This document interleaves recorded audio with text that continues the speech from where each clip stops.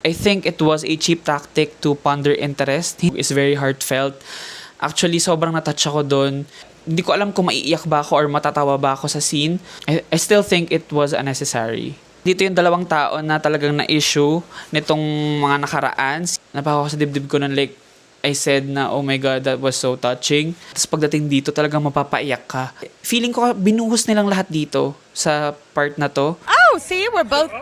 The girls are wet tonight. Slow down, baby. Hey guys, welcome back to my channel. This is Rafael, you can call me Rafa. And for today's video, we'll be reviewing the entry of the unkabogable star of the Philippines, Miss Vice Ganda. And the title of that movie is And the Breadwinner is, directed by Jun Lana, starring of course the phenomenal Vice Ganda, Eugene Domingo, Gladys Reyes, Jong Hilario, Kokoy De Santos, Maris Racal, and a lot more actors who are very talented. Talagang pinilit ko na mapanood namin yun kasi sobrang hirap talaga mag-book ng tickets nung December 25. Kasi alam naman natin na talagang tradition natin since mga bata pa lang tayo na every time manonood tayo ng MMFF, tapos punta tayo ng malls, kahit super duper dami ng tao, pupunta tayo dyan. So, early push na makapag-book. Fortunately, meron akong na-book.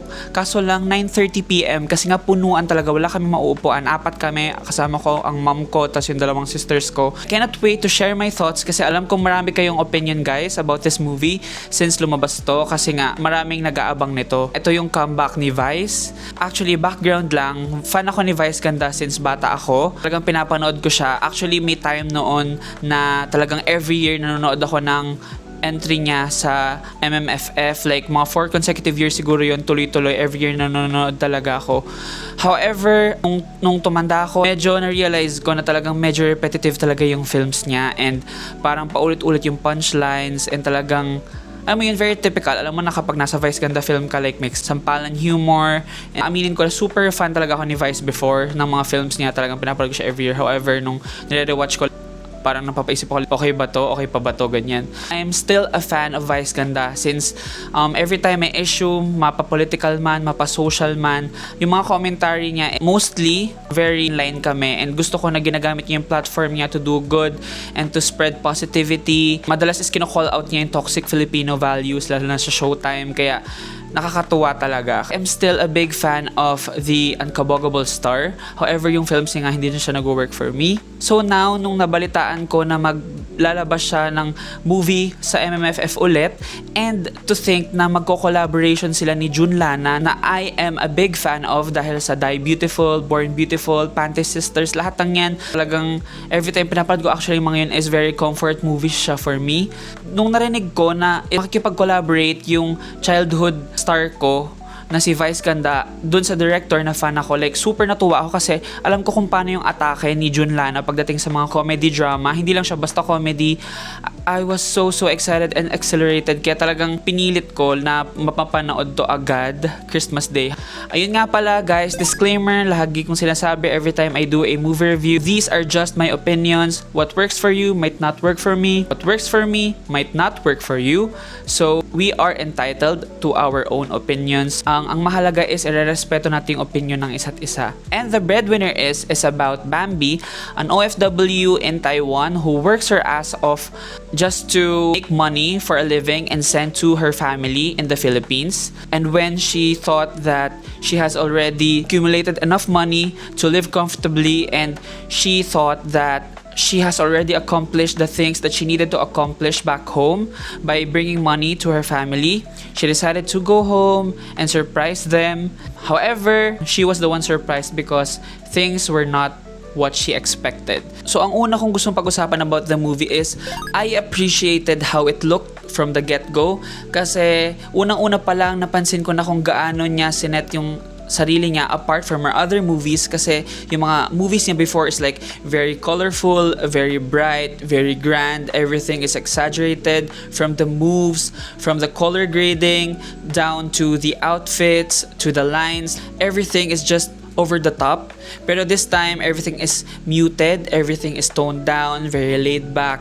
I think, umpisa pa lang nakita ko na kung gaano sila nagfo-focus dun sa messaging nila ng movie. And I appreciated that about it. Isang example dun is yung title card pa lang, nung pagkalabas ng And the Breadwinner is black yung background. And nandun yung title na And the Breadwinner is sa gitna, written with a simple font. Doon pa lang makikita mo na talagang gusto nilang maging seryoso yung dating ng movie. Yung mga jokes ng movie is very Vice Ganda pa din. So actually, I was shocked na ganun yung datingan kasi doon ko na-realize na siguro talagang nag-collaborate si Vice Ganda tsaka si Junlana dito kasi yung mga jokes dito is very Vice Ganda pa din. Andun pa rin kasi yung slapstick comedy niya, yung pagsampal-sampal niya kay Lassie, yung pagmamasahe niya nung work niya as a physical therapist. Tapos may fat joke actually about kay Petit. Nandun pa rin yung mga Vice isms na tinatawag natin. So, I think nandun pa rin yung tone na hinahanap mo kung gusto mo mapanood yung very Vice Ganda comedy. May mga times na nagland yung jokes, may mga times na hindi. Comedy naman talaga is very subjective. Nasa sa'yo yun kung matatawa ka, kung humor mo ba talaga. Pero pagdating sa humor, ayun, very hit or miss lang. It's either natawa ko or hindi. So, ang next na gusto kong pag-usapan is yung scene niya pauwi nung na-realize niya na hindi naman talaga pinapagawa yung bahay nila. Yung scene niya pauwi is very malungkot. Yung unti-unting pag-build up nila bago siya makauwi dun sa bahay nila. Nung nakikita yung mga kapitbahay niya, isa-isa, parang familiar tong gate na to, familiar tong establishment na to. Tapos pagdating niya, yung bahay niya is ganun pa din. Okay yung build up. Talagang napakita nila yung lies paunti-unti bago makarating dun sa mismong bahay niya. Tapos may part doon na na-appreciate ko na banggit nila yung pagka-gender fluid ni Vice kasi sabi niya, it's either mama or papa, pwede siyang tawagin. So tinawag na lang siya ng mapa, which of course is referencing the song of SB19 Mapa na OST nung movie. Also, yung mga problems sa movie is very frustrating. Actually, very relatable talaga to. I think this movie worked well pagdating sa ating mga Pilipino kasi very relatable talaga to. Kasi maraming breadwinners sa Pilipinas, alam naman natin yan. Personally, I am not a breadwinner but I know people who are. And alam natin kung gaano kahirap maging breadwinner. Like, ibubuhos mo yung sarili mo, hindi mo iisipin yung sarili mo para lang mapasaya mo yung family mo or kung sino man yung binubuhay mo. So, marami talaga makaka-relate dito. Yung mga actors, di nila alam kung paano nila titimplahin yung comedy tsaka yung drama. Hindi ko alam kung maiiyak ba ako or matatawa ba ako sa scene. May mga times na yung audience na mga kasama ko sa theater is tumatawa kahit seryoso naman yung moment. So, ayun nga, kasi nga very confusing yung dating ng movie, pati na yung actors, kasi hindi nila alam kung magpapatawa ba sila o magpapaiyak. So, imbes na maiyak sila or imbes na maging seryoso sila sa movie, bigla silang natatawa. Ako naman na nanonood, na-realize ko naman, seryoso to, ba't ka tumatawa? Ay, isa pa, dito yung dalawang tao na talagang na-issue nitong mga nakaraan, si Maurice tsaka si Anthony. Para sa akin, very distracting nung dumating si Anthony, tapos nag-interact sila ni Maurice, kasi alam naman natin nga na laging at the back of our minds, very fresh pa rin yung issue nila. Every time lalabas sila sa screen, di mo maiiwasan, may isip mo talaga yun. Ito talaga is isa sa mga issues ko pagdating sa films dito sa Philippines kasi very love team centric talaga tayo. Like every time nag-work yung isang pairing, kailangan talaga siya ulit-ulitin. I actually applaud Korean culture pagdating sa films nila and TV shows kasi kahit nag-work yung pairing, hindi nila kailangan ulit-ulitin. Siguro merong mga times na ipag-prepare sila ulit pero hindi sila yung like sila lang yung dalawang tao na pagpe-pairin palagi na gagawa ng sandamakmak ng movies and sandamakmak na teleserye. Dito sa film, si Maurice, we all know Maurice is very nakakatawa, lalo na dun sa Here Comes the Groom. Noon pa lang nakita na natin yung comedy chops ni Maurice. And I think nag-stand out talaga siya dito sa movie.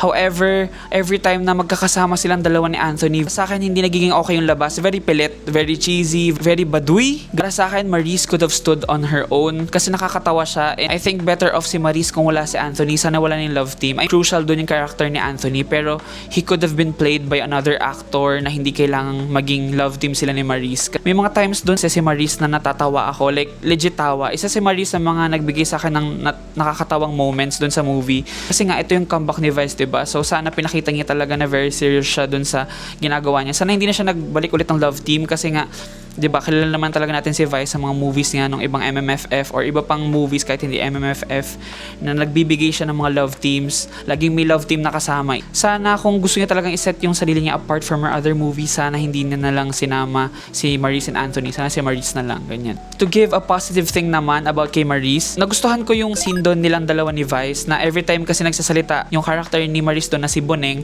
parang pinapatahimik siya ni Bambi, ni Vice.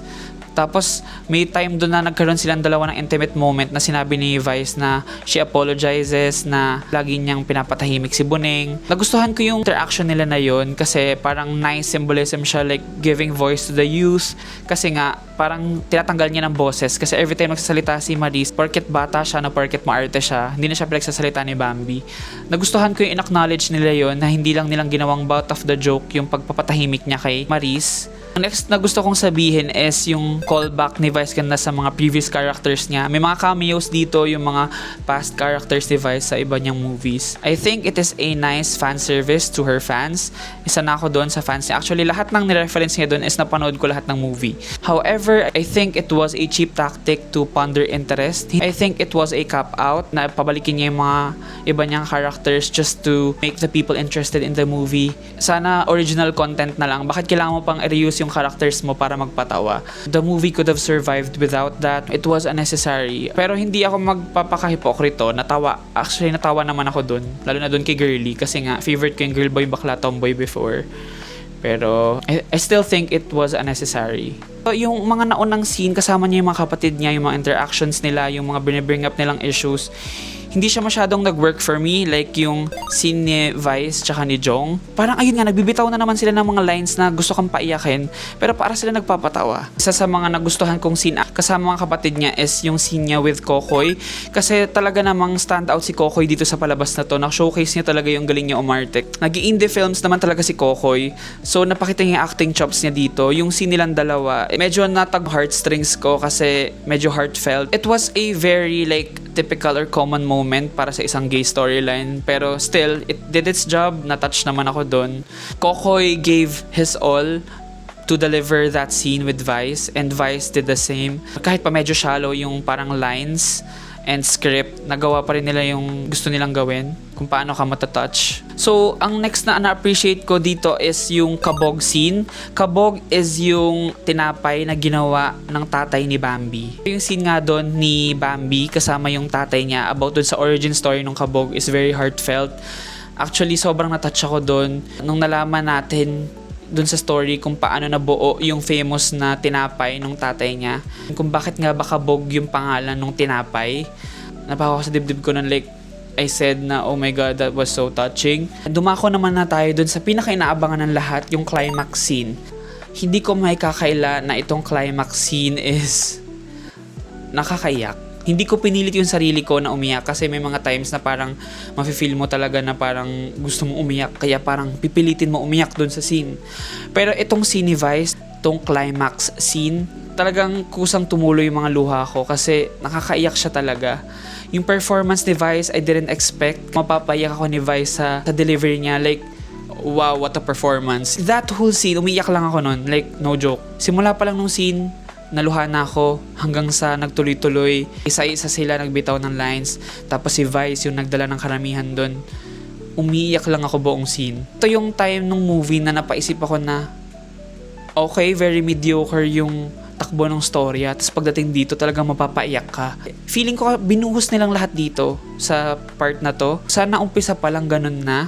So dito na talaga makaka-relate yung mga breadwinners. Kasi lahat ng dapat sabihin, lahat ng nararamdaman ng mga breadwinners is nandito. Talagang masasabi mo na wow, yes, this is very real. Kasi yun nga, alam naman natin na si Vice is very vocal about sa mga causes niya, about sa mga stands niya, about sa mga bagay-bagay. And alam natin na itong scene na to, talagang nag-contribute si Vice dito. Alam natin na yung mga sinasabi niya is personal opinion niya rin. Maraming powerful lines dito, like sinabi niya na akala ko ba breadwinner ako, pero bakit sa dulo parang ako yung talo. Doon sa buong climax scene, may mga parts doon na parang, ayun na nga, naglabas na ng saloobin yung ibang characters. Like, doon na sila naglabas ng mga tinatago nilang nararamdaman, ng ibang issues nila, ng mga conflicts nila. May mga build-up naman before that part, before their outbursts.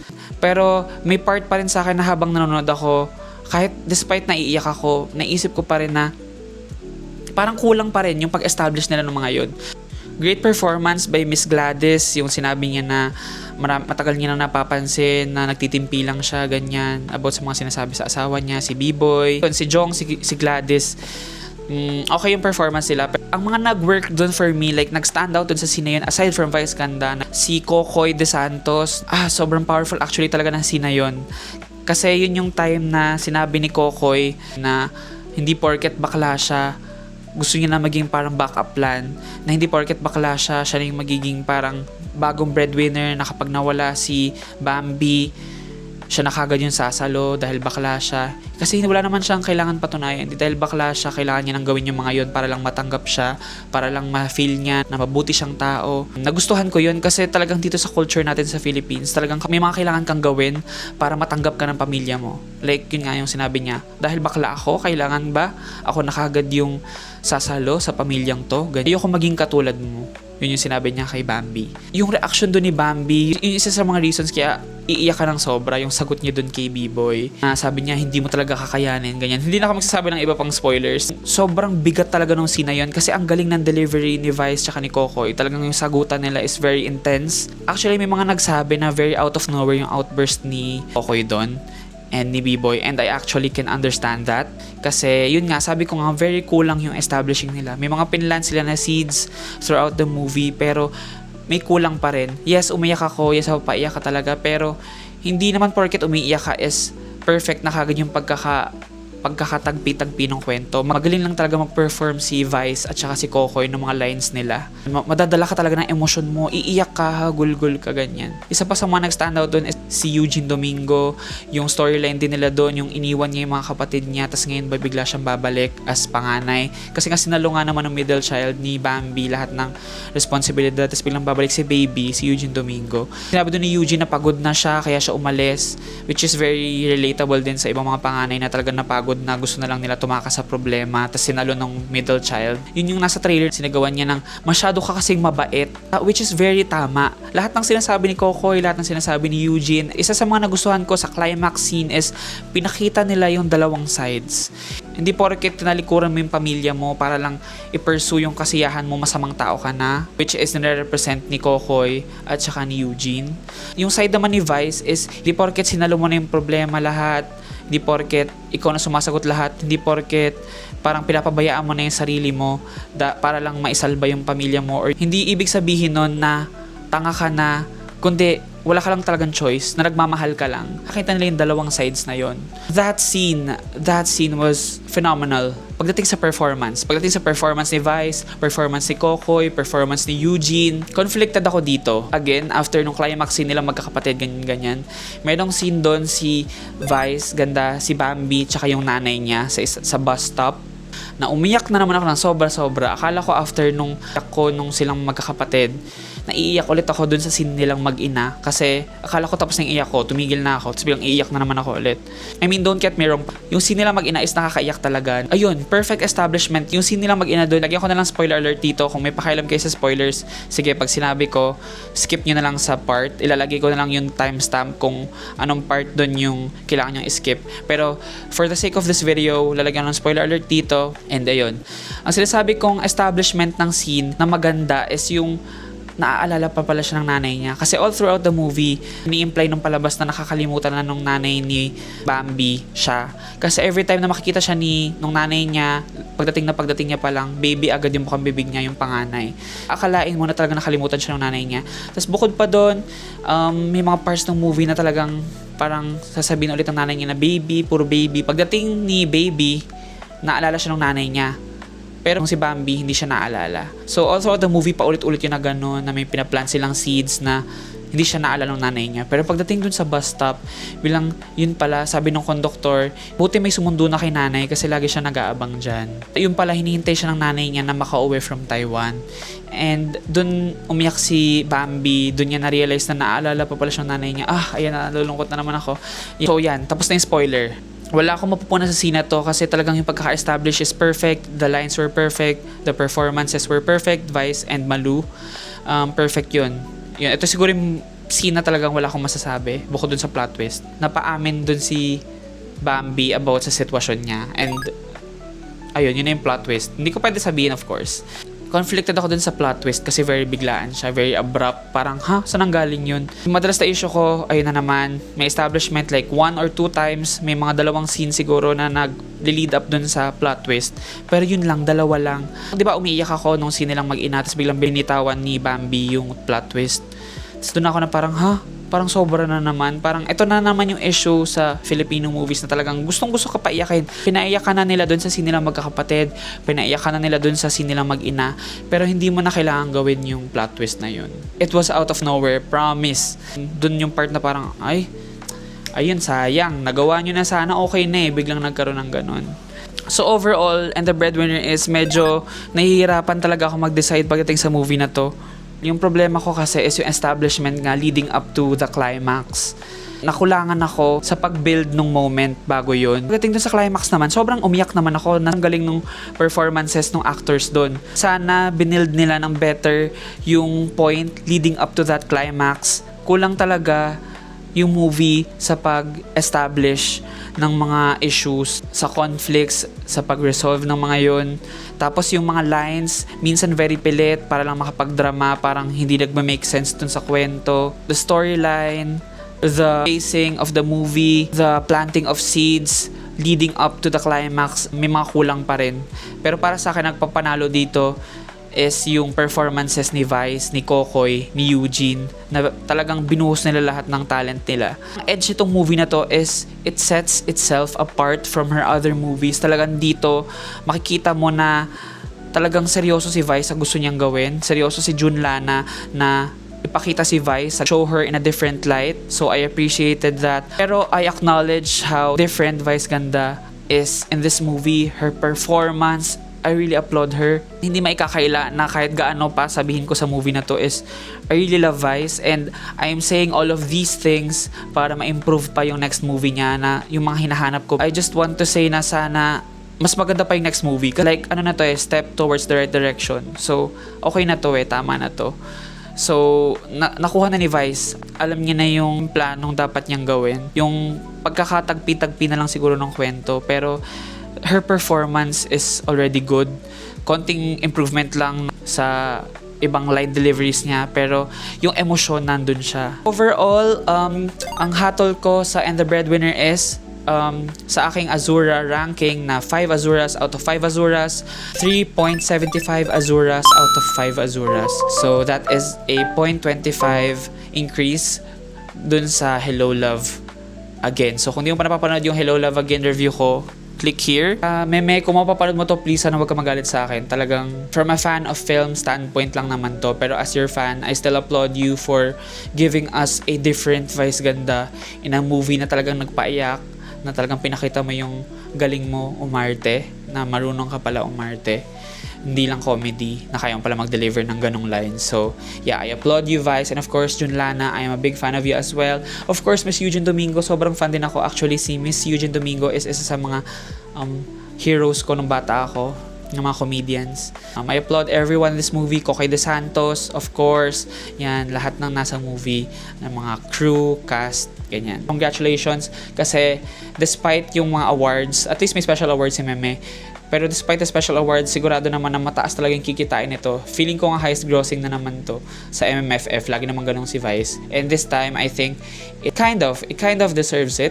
So, thank you so much guys for watching this video. I hope you enjoyed this film review. Medyo kinakabahan lang ako kasi ang dami kong negative na sinabi. Pero ayoko na kasing matakot every time magagawa ka ng film review. Ayoko nang pigilan yung sarili ko sa mga sasabihin ko dahil lang ayokong mabash. And I hope you anticipate my other videos. Kasi nga pala, post ako ng vlog about sa panonood naming family nitong And the Breadwinner is. Pakiabangan yun. Please like, share, and subscribe. And I'm gonna see you in the next one. Deuces!